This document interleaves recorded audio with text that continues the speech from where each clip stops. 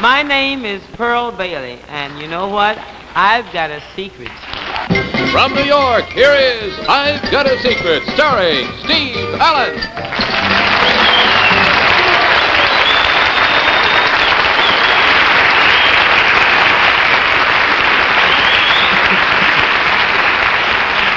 Thanks very much. Good evening and welcome indeed to another edition of I've Got a Secret. And now that you've met our special guest for the evening, Pearl Bailey, we'll meet, of course, the members of our panel, who are, as usual, Betsy Palmer and Bill Cullen, Bess Meyerson, Henry Morgan, and that's the panel.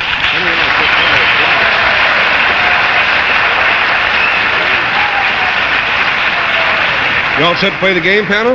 Indeed. I don't know why I go on asking you that year after year, but I'd like to be nice. May we have our first contestant then, please?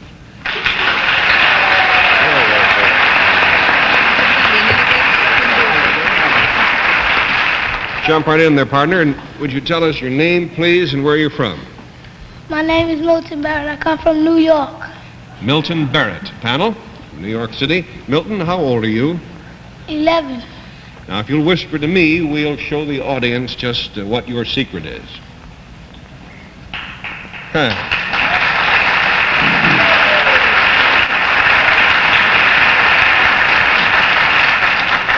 The clue to Milton Barrett's secret, panel, concerns something he does, and we'll start the game with Bill Cullen. Milton, this thing you do, does it entertain people? Yes. Do you do it in public before a group of people? Yes. Is it musical in any sense of the word? No. Yes. Well, there is a peripheral tangential connection. I've been talking to John Daly, folks. I want you to know. Would you put that back in my terms? I want another show. Do you sing at all, Milton? No. Do you dance at all? Yes. Let me clarify that musical thing, Bill. There is a little music sometimes going on, but it's not really vitally important to the secret. Oh, I see. But you do this in front of people and entertain them, Milton. Is that correct? Yes. $20 down, 60 to go. Bess? Milton, are you now in a show? Right now? Yes. No. I don't know. This minute? Now, wait a moment. That's his way of saying you call this a show? No, Milton, I don't mean right this moment, but I mean in the evenings, for example. Do you perform? Yes. Yeah, it's not strictly a show, but it's kind of a performance. Well, I just wanted to know if perhaps you were starring on Broadway in some kind of play. No. No. Do you do this at school? No. You do this after hours? Yes. And do you get paid when you do this? Yes and no. Do you do this with other young people? Yes. Did you have $40 down. Henry Morgan? Milton, are you going to do it with other people tonight? Yes. Should I spend more time on the other people or just find out what it is? Just find out what it is.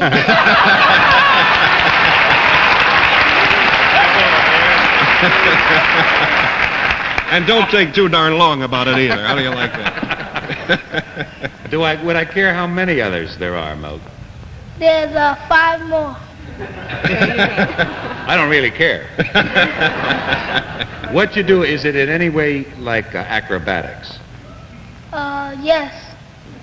There's an acrobatic aspect, but that might mislead you. We'd better say no, I think. How come everything here is tangential and referential? Milton, are they all boys? Yes. Are they all about your age? No. It depends on what you mean by about, Henry. I'd say, loosely speaking, they're all around his age, yes. Okay, $60 down, Betsy. Milton, does this have to do with sports at all? Yes. You're a little sneak. I saw you sneak in your sneakers. That's why I asked that. Does it have to do with basketball? Yes. Does it have to do with maybe the Globetrotters? Not really. Are you a small version, a kind of a mini version of the Globetrotters? Yeah. Good for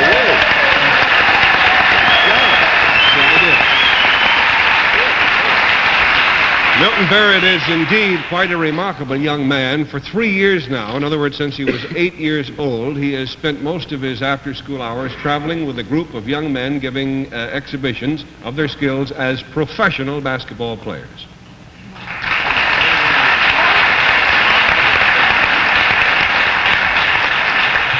Milton, would you tell us the name of this team you play with? The name of the team is the Edgies Whiz Kids. And what does Edgies mean? It's a building called the Education Lounge, but we call it the Edgies for short. That's right. And where do you put on your exhibitions? All over the country. Well, if you want to help yourself to our little basketball court over here, Milton, we'll see you in just a moment. I'll explain while he's getting ready to play that the kids, as he says, not only put on these exhibitions, but they also play in a regular league. Now, out of the last 125 games, they have only succeeded in winning all of them. But they're going to try to improve on that a little bit. They're going to beat them even worse than they have been up to now. They play in an organization, as he mentioned, called the Education Alliance. That's what Edgies means. And all of the money that these young ball handlers make goes right back to supporting after-school activities at their community center here in town. So we'll open the curtains now and meet all of the Edgies Whiz Kids. Here they are.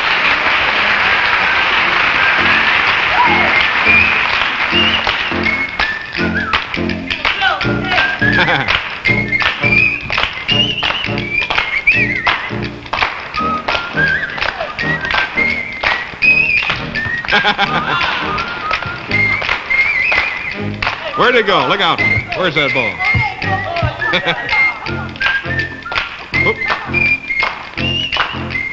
Watch it. This is young Gregory Wright.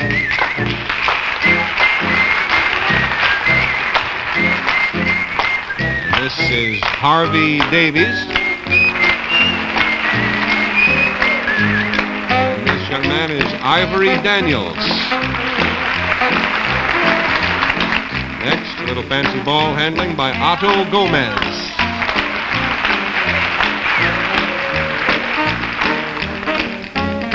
Now another very clever ball handler. This is Alfred Cabrera. How about that? Watch it. Hey there. And now young Milton Barrett again with a little fancy dribbling exhibition.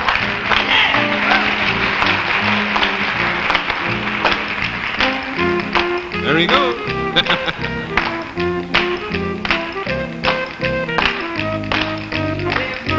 Ball swings.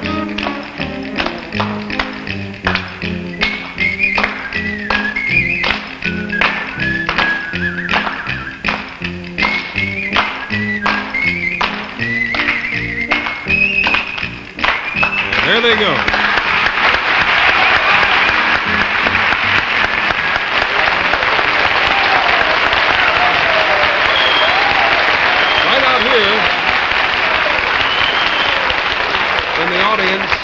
In the audience, we have the coach of this team, Mr. Sal Lane, who's done a great job. Coach, take him out.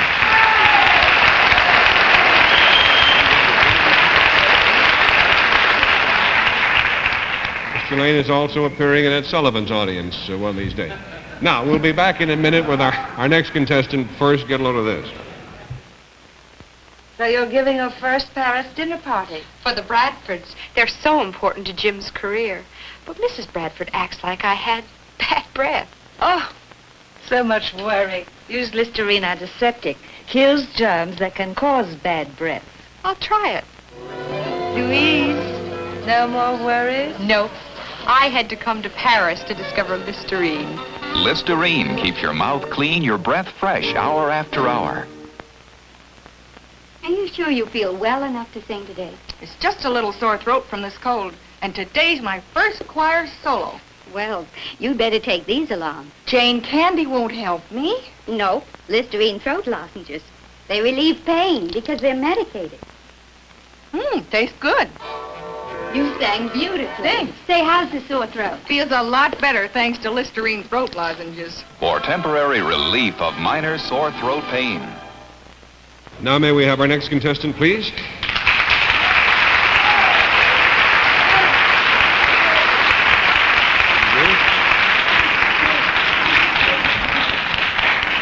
There you are. Nice to have you with us, sir. You and your jug of Kool-Aid or whatever this is. Would you tell us your name, please, and where you're from? Yes, I'm David James. I'm from Pasadena, California. Mr. James is a graduate student at California Institute of Technology, and as part of his work on his doctorate, he has been doing some interesting research with this liquid that you see before you here. Mr. James, what is in this liquid that you've brought here? It's a white powder called polyethylene oxide that's been dissolved in water. Polyethylene oxide. I guess you must have discovered an interesting secret about it. Yes, I did. By accident. Okay, well, if you'll whisper the details to me, we'll show the audience just what that secret is. Uh-huh.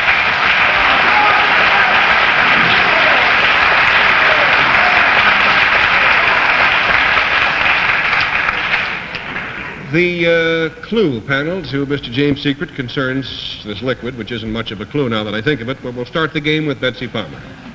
David, is this beaker of water ever touched by humans? The liquid itself? No, not really. In other words, what it does it not to a human being, but to some inert object? Well, it doesn't really do much to anything yet that we know about. It's but irrelevant. it causes a change to come about of some sort? Yes, it does. Would you say that this object is mechanical? Yes. Something that you would have in your laboratory much more than you would have in your home? I didn't mean that kind of mechanical. I think you probably better take a no on mechanical in the sense that you mean it and that I'm thinking of it. Well, I was thinking of maybe like an automobile or an airplane or something like that. No. But would you find it in the home? No, I don't think so. Would you find it out of doors? When you say it, what do you mean, Betsy? This object that it does something to. It doesn't do anything to any object much. I thought you does said it? that. Not really. No. But you found something that happens. Well, does it have to do with the color of it? No, it doesn't. $20 down. This is kind of a tough one, Bill. I have it. You What have. is it? The University, Caltech has developed a synthetic martini. King size. Wishful thinking. Actually... Wishful drinking, Bill, I think is what it is. Are we trying to determine what makes that liquid different than another liquid? Is that... Exactly. Is that what we're going for? Yes. And it has certain properties that we hope to be able to find out here tonight. Correct. Is that right? It doesn't do anything to anything. Not in that sense. Do you use it? In other words, do you do something with it? Yes. Put it in something. Is that a fair assumption? Yes. In the strict sense, it is put into something. Yes. It's put into this thing right here. $40 down. Bess. Mr. James, is it a conductor of some sort when the polyethylene oxide is added? You're thinking about an electrical conductor? Yes. No. Now, when this oxide is added, it changes the quality of the water. Does it have to do with the weight? No. Does it have to do with the fact that it can support weight? No. Does it at any point change from liquid into solid? Does it anything along in that direction? Yes. There's a kind of a connection there. Henry, $60. In order for it to change to a solid, do you have to bring some... What's the finger for it? She said in connection with changing to a solid. Oh. Then with this... It doesn't change into a solid. All right. Does this liquid change into anything itself? No. Then would you call it a catalyst? No. What would you call it? Well, now, if you said, I'm going back to the first questioning, then was it used on something else?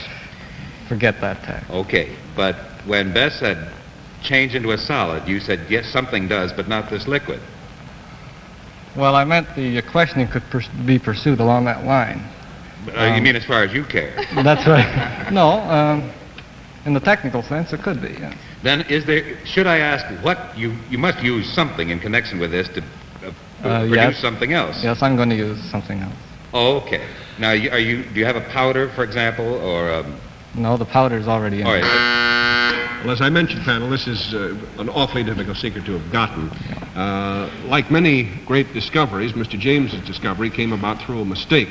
And also, like many other discoveries, for the moment, he really doesn't know what the heck to do with this liquid. If you have any ideas, we'll be glad to hear about them. Nevertheless, it is quite a fascinating liquid because, unlike anything else that I know of anyway, this liquid can run uphill. How about that?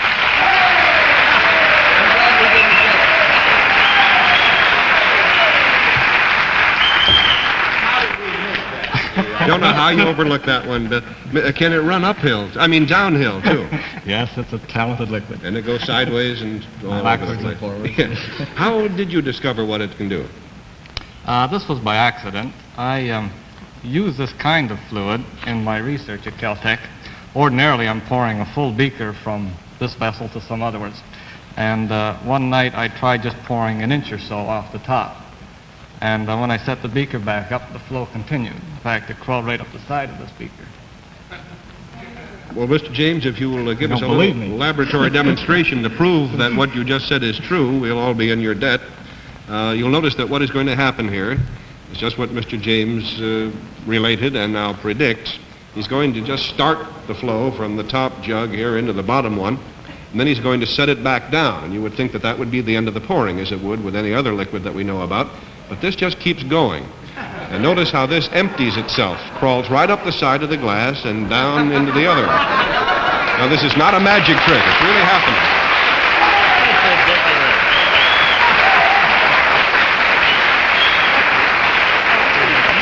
Still going on. Mr. James, have you figured out why it does what it does? Yeah, there's several reasons to explain it. One is that the polymer molecules, if you could look at them at the microscopic level, would appear like very long spaghetti noodles. And in fact, they're so long they become entangled with one another. And they also entrap a lot of water. So once you can start this entangled chain going over the side, they pull more of the molecules over with them, you see, and the water along with it. And they'll continue to flow this way. Why did it stop? Oh, well, when this distance gets too high, there's too much stress on the chain, and it breaks. But earlier this afternoon, when Mr. James showed it to us, it kept going very close down to the bottom. The thing just kept pouring out. But he warned me when I handled the beaker at one time. He said, whatever you do, he said, don't slosh it around, and spill a little, because once it starts going over the edge, you can't stop it. Well, Mr. James, we thank you very much. Are there any practical uses, seriously, that you think might be in the offing? No, we haven't found one yet. Well, it's a perfectly wonderful, useless liquid. We'll call it that for the moment. And if you ever figure out how to use it, please let us know. We'll tell everybody. In the meantime, thanks so much for joining us tonight.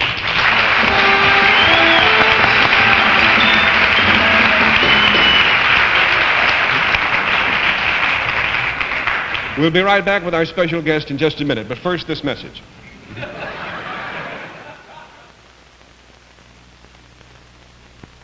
Poor George. He's having a long headache. He takes his usual pain reliever and starts to feel better. But sometimes the old standby just isn't enough. So wham, George's headache comes back. You know how some headaches seem to go on and on and on till you need a couple more tablets? This is new Vanquish. It helps you have a wonderful headache. The short headache. Vanquish is formulated to bring you more relief action than the pain reliever you're probably using. And Vanquish has a specific ingredient that acts upon a major factor in most headache pain, pressure on vascular nerves. So with Vanquish, your headache shouldn't come back. That's the short headache. If you must have a headache, remember the short headache. With Vanquish, your headache shouldn't come back. Don't you have better things to do than worry about a headache all day long? Now, as advertised, it's time to meet our special guest for the evening, one of America's truly great entertainers. Just finished co-hosting the Mike Douglas Show in Philadelphia for a week, and is about to start a cross-country tour, going to Denver, I understand, on January the 29th. Here is the wonderful Miss Pearl Bailey.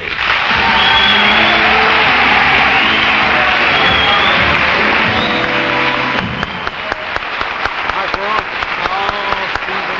Nice to have you with us. Pearl, I know everyone wants to hear me ask this question. Are you going to sing a little bit for us tonight? Well, I'm a little tired for that. A little too tired, huh? Yes. Well, I hope you're not too tired to play the game, and if you're not, then by whispering to me, we'll show the audience at home just what your secret is, okay?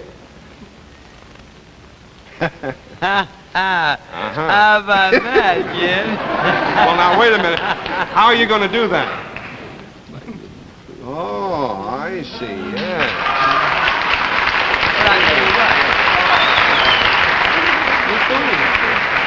I better go off. Well, in that case, Pearl, then you'd better run off stage for a little bit and, get ready This is gonna take a for the little next... time. Yes. My feet are killing me. All right.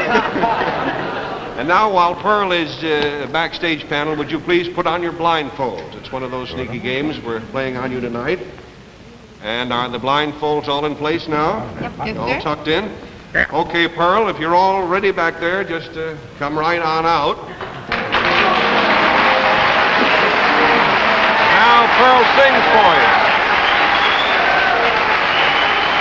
Oh, I'm so tired of the life I lead. I'm tired of the blues I breathe. Tired counting things I need.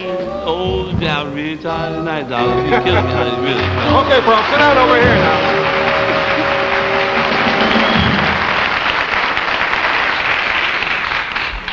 You're too much. Now, panel, the clue to Pearl Bailey's secret concerns something she's doing, I guess I'll put it that way. And we'll start the game with Henry Morgan. Miss Bailey, this thing that you're doing, did you already do it? Did you come out with it all done? Oh, well, I would say, yes. Is it something you're wearing? Oh, well, no. Well, between now and when we last saw you, you made some change because the audience laughed. Did you take something off?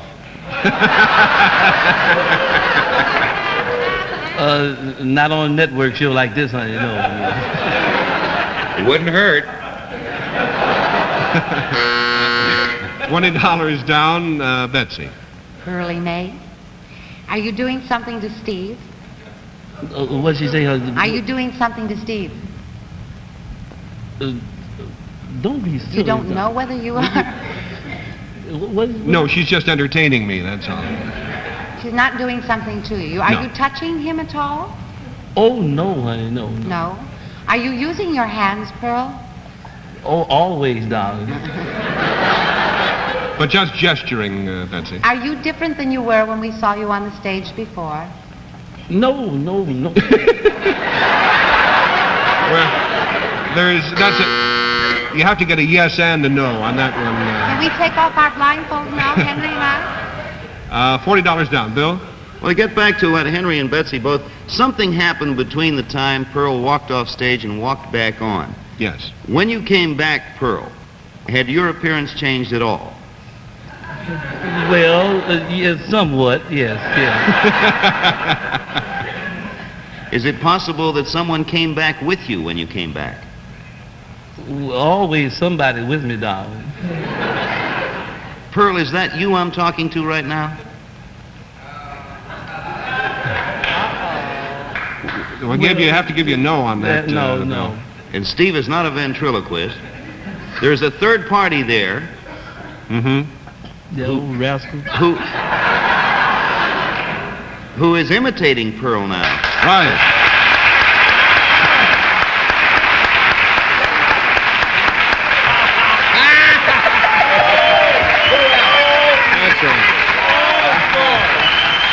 I'd like all of you to say hello to a wonderful comedian and impersonator, Mr. George Kirby, ladies and gentlemen.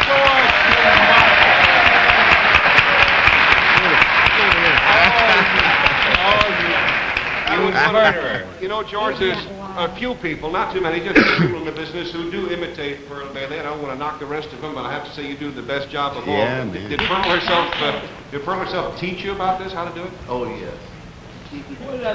Give me back my job. You're doing it better. No, I did not.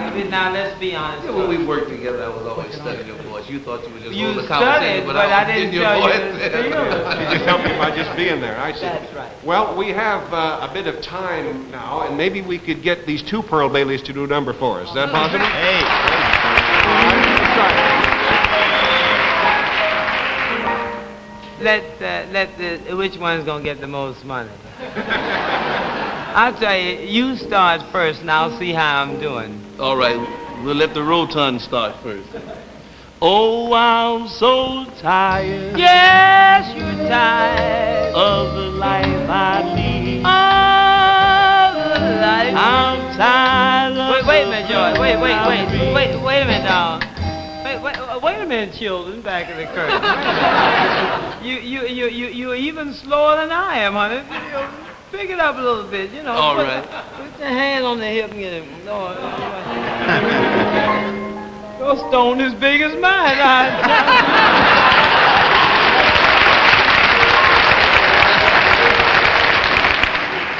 Okay, ready?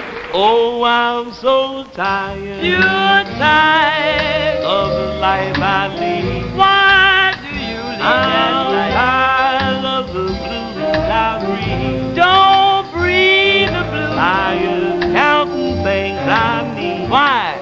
Gonna live the life of sin and do, gonna do the... I know that y'all lose some of you know. I'm tired. Oh, yeah. Of the tears I've shed. Of the tears. Tired of living in the red. Tired. Don't scream in my ear like that, George. No. I'm gonna cut out white, and that's the truth. If you step on my feet, I'll kill you on that.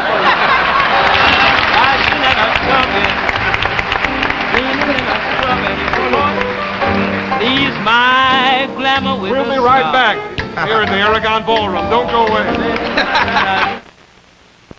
Ladies and gentlemen, we have a special announcement. Next week at this time, Bill Cullen will do his famous impersonation of Louis Bellson. That about does it for tonight. Thank you, George. Thank you, Pearlie. Good night, everybody. Good night, panel. Miss Palmer's down by Severopolis. Miss Myerson's down by Cameo.